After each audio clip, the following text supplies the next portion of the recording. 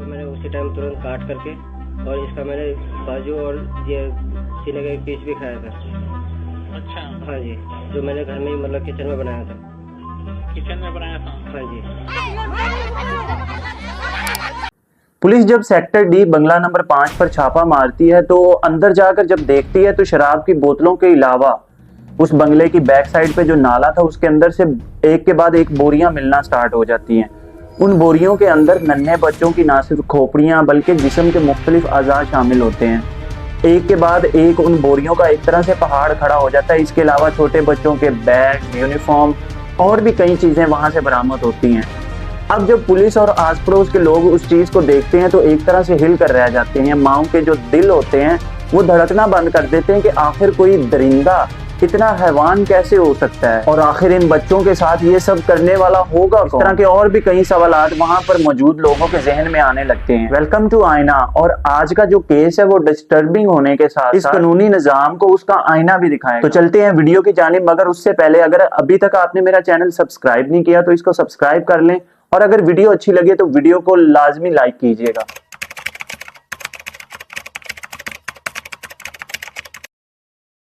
ये बात है 2000 की, जब सुरिंदर कोहली अपना गांव छोड़ के कामकाज के सिलसिले में दिल्ली का रुख करता है।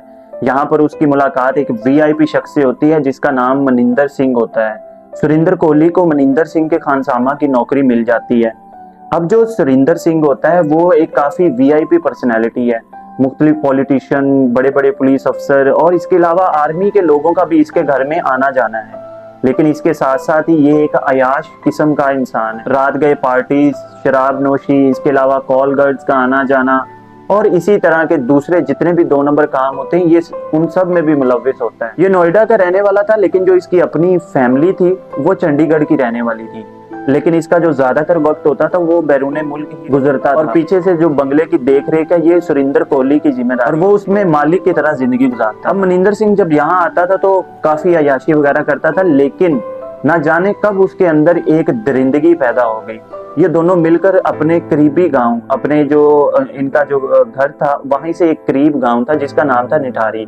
अब ये वहां पर जाता था जो सुरिंदर कोहली होता था और छोटे बच्चों को बहला फुसला कर मोस्टली उस टाइम को टारगेट करता था जिस टाइम बच्चों की छुट्टी वगैरह हुआ करती थी स्कूल से। ये इसने उनको बहलाना फुसलाना, किसी चीज का लालच देना और अपने साथ बंगले में ले आया। अब रात गए बच्चा जब घर नहीं पहुंचता था तो बच्चे के जो वालिदैन होते थे वो काफी परेशान होते थे और जब पुलिस के पास जाते थे तो पुलिस भी उस तरह से रिस्पॉन्स नहीं करती थी। वो कहती थी या तो आप बच्चे की एज गलत बता रहे हैं, और अगर लड़की का कोई केस आता था तो उसमें कह दिया जाता था कि लड़की घर से भाग गई। ये सिलसिला रुका नहीं, एक के बाद एक जो है मुसलसल बच्चे गायब होना शुरू हो गए। मोस्टली जो बच्चे होते थे वो गांव के करीब वाली टंकी के पास से गायब हो जाया करते थे। अब चूंकि वो काफी गरीब लोग थे और थोड़े ओल्ड किस्म के थे तो उन्होंने ये समझना शुरू कर दिया कि यहाँ पे कोई भूत प्रेत है जो बच्चों को खा रहा है या बच्चों को गायब कर रहा है। लेकिन उनको क्या पता था कि उनके बच्चे इंसानी हैवानों के हत्थे चढ़ चुके हुए हैं। अब ये दोनों जब बच्चों को फैला फुसला कर अपने बंगले के अंदर लेके आ जाया करते थे, उसके बाद इनका सबसे पहला काम होता था उनके साथ जिनसी ज्यादती करना।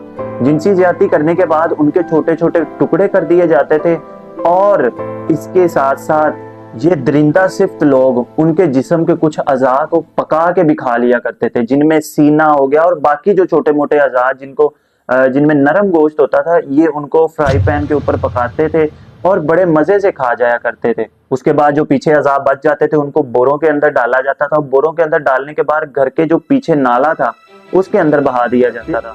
लेकिन हालात उस वक्त बदलते हैं जब 29 दिसंबर 2006 में एक लड़की इनके घर में काम के सिलसिले में जाती है लेकिन कभी लौट कर नहीं आती।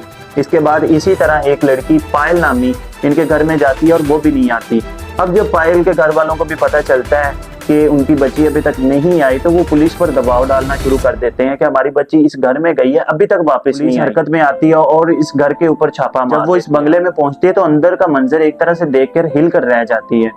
बंगले के अंदर शराब, इसके अलावा दूसरे जो गैर कानूनी मवाद हैं उनके साथ साथ जब वो बंगले की बैक साइड पर जाकर हिल जाते हैं, बंगले की बैक साइड के ऊपर बोरों के अंदर उनको कुछ अज़ा मिलते हैं। 1 बोरी मिलती है, 2 मिलती है। जब प्रॉपर तरीके से वहां पर तलाशी शुरू की जाती है तो एक के बाद एक न जाने कितनी बोरियां वहां से बरामद होती हैं। और बोरियों का एक तरह से ढेर लग के रह जाता है। फॉरेंसिक रिपोर्ट के मुताबिक वो कम से कम कोई 17 बच्चों की लाश जिनके अज़ा को काटा गया था। अब जब उस बंगले के मालिक और जो सुरिंदर कोहली था उसको अरेस्ट किया जाता है तो वो लोग अपना जुर्म का इतराफ कर लेते हैं। सुरिंदर कोहली का कहना था कि हमने एक के बाद एक बच्चों को बहलाना फुसलाना और उसके बाद जिनसी ज्यादती करने के बाद उनके जिस्म के आजाद खाने के बाद उनके टुकड़े टुकड़े करने के बाद उनको बहा दिया जाता है। अब जब ये खबर मीडिया के ऊपर आती है तो एक तरह से पूरा मुल्क हिल कर रह जाता है। जिस इंसान के कानों से ये खबर हो के गुजरती है उसकी एक ही अपील होती है कि इन दरिंदों को फांसी पर लटकाया जाए और ऐसे ही इनको सजा सुनाई जाती है। एक के बाद एक इनको मुख्तलिफ केसेस के अंदर इन्वॉल्व ठहराया जाता है और इनको 1 से 2 केसेस के अंदर सजाए मौत भी सुनाई जाती है। लेकिन सालों की कार्रवाई के बाद इन दोनों को उन केसों के अंदर बरी कर दिया। लेकिन अब सवाल यहाँ पर यह है कि अगर उन्होंने अपने जुर्मों का इतराफ किया है तो उनको फांसी पर क्यों नहीं लटकाया गया, उनको सजाए मौत क्यों नहीं दी गई। अदालत का मौकिफ था कि केस के अंदर फॉरेंसिक जो रिपोर्ट्स हैं उनकी कमी है। इसके अलावा जो कंकाल हैं वो अभी कंफर्म नहीं है कि D5 से मिले हैं या D6 से मिले हैं। ये भी इम्कान है कि ये मामला इंसानी अज़ा की स्मगलिंग का हो। इस फैसले के बाद जो बच्चों के वालिदैन थे वो एक तरह से हिल कर रह जाते हैं कि अगर हमारे बच्चों को इन दरिंदों ने कत्ल नहीं किया जिन्होंने अपने जुर्म का इतराफ भी किया है तो आखिर किसने किया है। इस कानूनी निज़ाम का असल आईना जो हम आपको दिखाने की कोशिश कर रहे हैं। आपकी इस बारे में क्या राय है कमेंट सेक्शन में जरूर बताइएगा। मिलते हैं एक और इसी तरह के केस के साथ, तब तक के लिए अल्लाह निगहबान।